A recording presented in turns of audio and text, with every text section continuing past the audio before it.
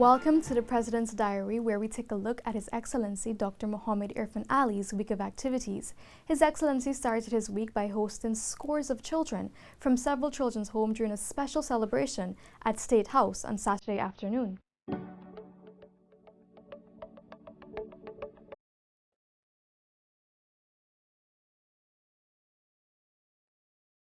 On Monday, December 5th, His Excellency left for Barbados to attend the 8th CARICOM-Cuba Summit at the Lloyd Erskine Sandiford Center. On December 8th, in 1972, 4 independent CARICOM states, Barbados, Guyana, Jamaica, and Trinidad and Tobago, took a courageous and historic decision to establish formal diplomatic ties with Cuba. That act marked a defining moment in the course of the hemispheric relations. It signaled the beginning of the end of Cuba's isolation in the hemisphere. Today, Cuba enjoys normal relations with almost all countries of the hemisphere, and its active contributions have been integral to socioeconomic progress in many of the countries of the region, including Guyana. President Ali underscored Guyana's belief and unwavering support for regional integration during a Regional Security Service RSS breakfast meeting at Laro Court, Bridgetown, Barbados. The head of state made the remarks after handing over the document of ascension to the chair of the Ministerial Council of the RSS, Prime Minister of Grenada, the Honorable Dickon Mitchell. President Ali was also praised by the Prime Minister of the Republic of Barbados, the Honorable Mia Moore-Motley, and the Prime Minister of St. Vincent and the Grenadines, the Honorable Ralph Gonsalves, for joining the regional organization and for his unwavering support towards regional integration. His Excellency President Dr. Mohamed Irfaan Ali on Wednesday paid tribute to the victims of the 1976 Cubana flight terrorist attack. During his remarks at the Cubana Monument in Barbados, President Ali said that the attack represented an open assault on the independence of the English-speaking countries. The passage of time has not quelled our demands for justice for the innocent victims of the Cubana air disaster, nor will it absolve the intellectual authors of this crime. Moreover, he stressed that the countries will not be driven apart by the disastrous events, but will bind together in solidarity to advance human integrity. The horrific events of October 6, 1976 will never deter us from manifesting our friendship with the people of the Republic of Cuba. The 1976 terrorist attack on Cubana Flight 455 from Barbados to Jamaica claimed the lives of 73 people, including 11 Guyanese. At the official launch of the inaugural One Guyana President's Cup football tournament at State House, President Ali said his government will work with the Guyana Football Federation as well as other stakeholders for Guyana to obtain a space in the World Cup. In fact, the president reiterated his government's commitment to removing all barriers that may prevent players from getting into the big game. The head of state made the disclosure Wednesday evening during the official launch of the highly anticipated event at State House. Dr. Ali explained that following his outreaches across the country, he found that Guyana has tremendous talent that is not being used in national sport and school development.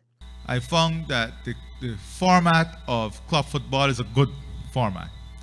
But for us to achieve a vision of getting to the next World Cup, we had to get to a tournament that allow us to see every single player perform. Whether you're from Region 9, Region 1, Region 8, we need to see the best collection of talent we have in the country. The president announced that at the end of the tournament, he is committed to jointly working with the Guyana Football Federation to select a pool of 75 players to establish a national team, which will subsequently be converted into the National Football Academy.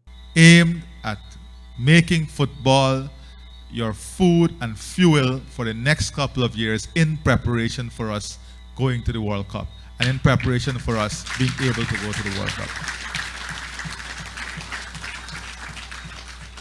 You will have to train, you will have to subject yourself to the training.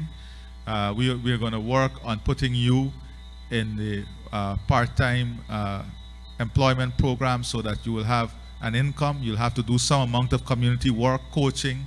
You'll have to do coaching, positive contribution to community development. On a Thursday evening, the president attended the 30th anniversary and award ceremony of Geico Construction and Services, Inc. at the Marriott. The president not only congratulated the company, but encouraged the private sector to collaborate with each other in propelling Guyana forward. As you celebrate today, I want to take this opportunity to recognize the outstanding men and women of Geico who would have worked hard in building the company, and to say to your staff that they ought to be proud, and to say how pleased I am at the transformation of your company and the private sector.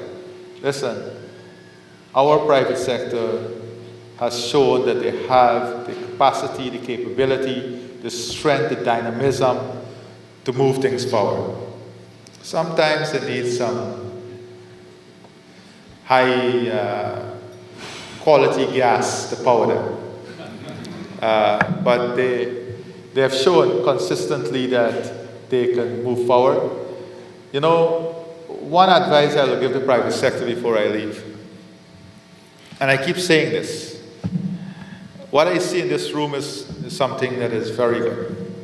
But it must not only be at social events or sharing a cocktail or sharing a drink. I need to see you guys sitting around a table and building consortiums and going after big opportunities.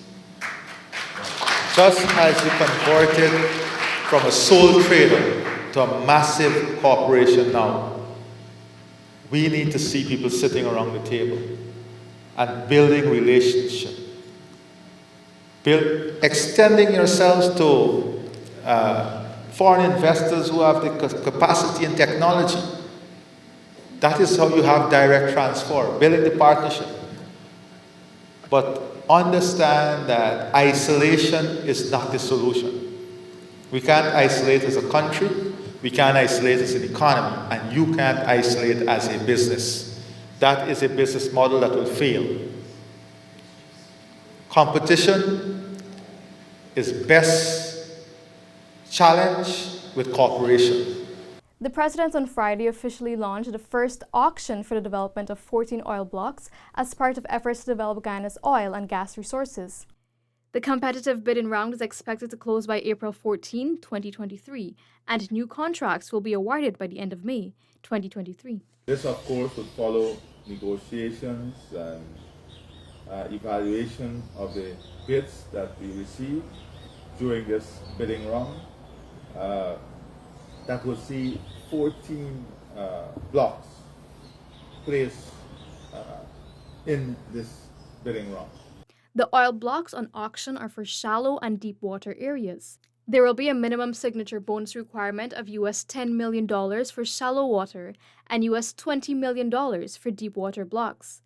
The head of state said the process will ensure that Guyana gets the best possible outcomes based on lessons learned. We've also stated that we respect the contract on the Stabroek block, but that any new block will be subject to new terms and conditions, and in so doing, this bidding round is done taking into consideration the lessons learned, the experiences, and the new terms and conditions. His Excellency President Irfaan Ali on Friday morning visited Lethem Region 9 for a Guyana Defense Forces Christmas luncheon, of which much of his time was spent with hundreds of children and the elderly.